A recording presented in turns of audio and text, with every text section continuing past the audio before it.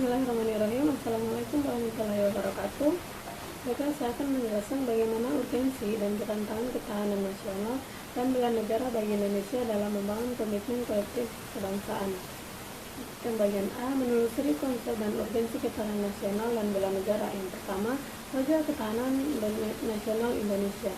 Gagasan pokok dari ajaran ketahanan nasional adalah bahwa suatu bangsa atau negara hanya akan dapat mempertahankan kelangsungan hidupnya apabila negara atau bangsa itu memiliki ketahanan nasional. Menurut salah seorang ahli ketahanan nasional Indonesia, GPHS Suryo Mataram, definisi ketahanan nasional mungkin berbeda-beda karena penyusun definisi melihatnya dari sudut yang berbeda pula. Menurutnya, ketahanan nasional memiliki lebih dari satu wajah. Dengan perkataan lain, ketahanan nasional berwajah ganda, yakni ketahanan nasional sebagai konsepsi, ketahanan nasional sebagai kondisi, dan ketahanan nasional sebagai strategi. Tantangan tiga wajah ketahanan nasional ini selanjutnya berkembang dan dirumuskan dalam dokumen kenegaraan, misalnya pada naskah garis-garis besar haluan negara.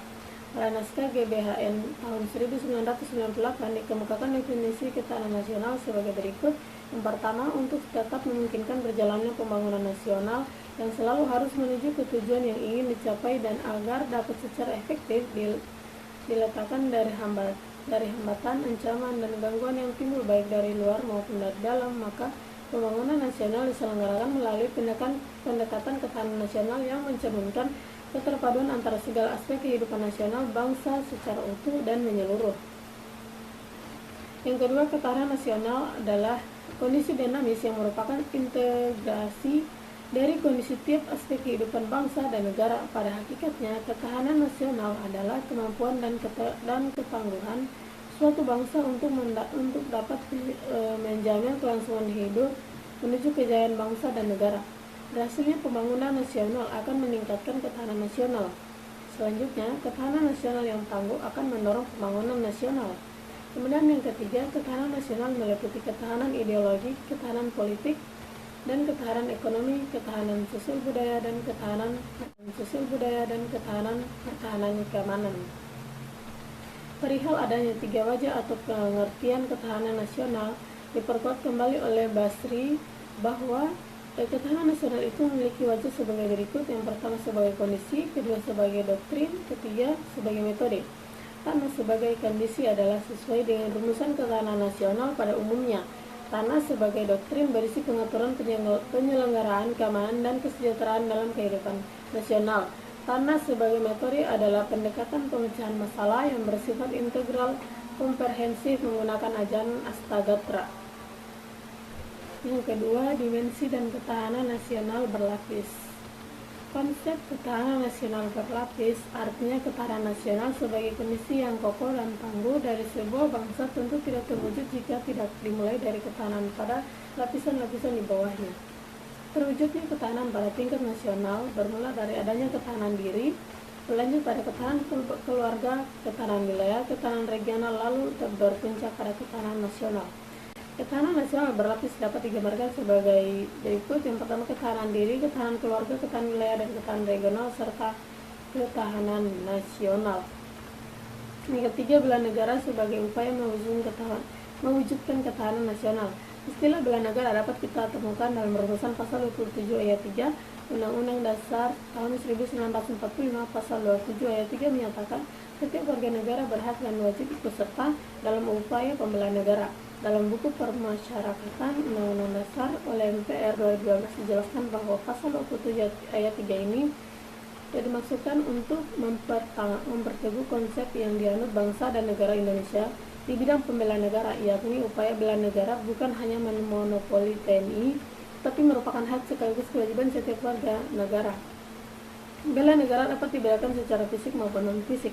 Secara fisik yaitu cara memanggul senjata menghadapi serangan atau agresi musuh. Bela negara secara fisik dilakukan untuk menghadapi ancaman dari luar. Pengertian ini dapat disamakan dengan bela negara dalam arti militer.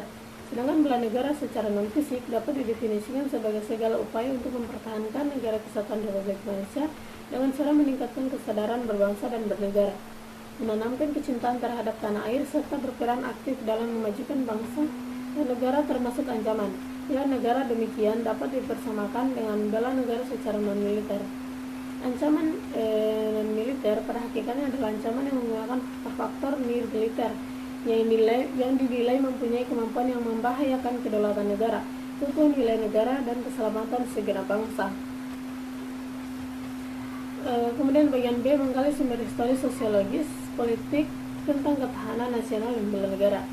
Sejarah keberhasilan bangsa Indonesia menangkal ancaman komunis tersebut menginspirasi para petinggi negara, khususnya para petinggi militer, untuk merumuskan sebuah konsep yang dapat menjawab mengapa bangsa Indonesia yang tetap mampu bertahan menghadapi serbuan ideologi komunis, padahal negara-negara lain banyak yang berkeguguran. Jawabannya yang dimunculkan adalah karena bangsa Indonesia memiliki ketahanan nasional, khususnya pada aspek ideologi. Belajar dari pengalaman tersebut, ini mulailah pemikiran tentang perlunya ketahanan sebagai sebuah bangsa. Pengembangan atas pemikiran awal di atas semakin kuat setelah berakhirnya gerakan-gerakan 30 September pada tahun 1968. Pemikiran di lingkungan SSKAD tersebut dilanjutkan oleh Lembaga Pertahanan Nasional dengan dimunculkan istilah kekuatan bangsa. Namun tahun 1969 lahirlah istilah ketahanan nasional yang intinya adalah keulet daya tahan suatu bangsa untuk menghadapi segala ancaman. Kesadaran akan spektrum ancaman ini lalu diperluas pada tahun 1972 menjadi ancaman, tantangan, hambatan, dan gangguan. Inti ketahanan Indonesia pada dasarnya berada pada tataran mentalitas bangsa Indonesia sendiri dalam menghadapi dinamika masyarakat yang menghendaki kompetisi. Di hal ini tetap penting agar kita benar-benar memiliki ketahanan yang benar-benar ulet dan tangguh. Ketahanan nasional dewasa ini sangat terpengaruhi oleh kondisi ketidakadilan sebagai musuh bersama. Konsep ketahanan juga tidak hanya ketahanan nasional, tetapi sebagai konsepsi yang berlapis atau ketahanan berlapis, yakni ketahanan individu, keluarga, daerah, regional, serta nasional. Lembaga Ketahanan Nasional sebagai lembaga negara yang mengembangkan konsep ketahanan nasional Indonesia sudah membuat badan khusus yang bertugas mengukur tingkat ketahanan Indonesia. Badan ini dinamakan Laboratorium Pengukuran Ketahanan Nasional sebagai bagian dari Lemhanas Republik Indonesia. Bagian C mendeskripsikan esensi dan urgensi ketahanan nasional dan bela negara. Esensi yang pertama, esensi dan urgensi ketahanan nasional. Dari ketahanan nasional pada hakikatnya adalah kemampuan yang dimiliki bangsa dan negara dalam menghadapi segala bentuk ancaman. Yang dewasa ini spektrumnya semakin luas dan kompleks. Perihal unsur-unsur kekuatan nasional ini telah mendapat banyak kajian dari para ahli. Marie Gentau dalam bukunya Politics Among Nations, The Struggle for Power and Peace mengungkapkan bahwa menurutnya ada dua faktor yang memberikan kekuatan bagi suatu negara, yakni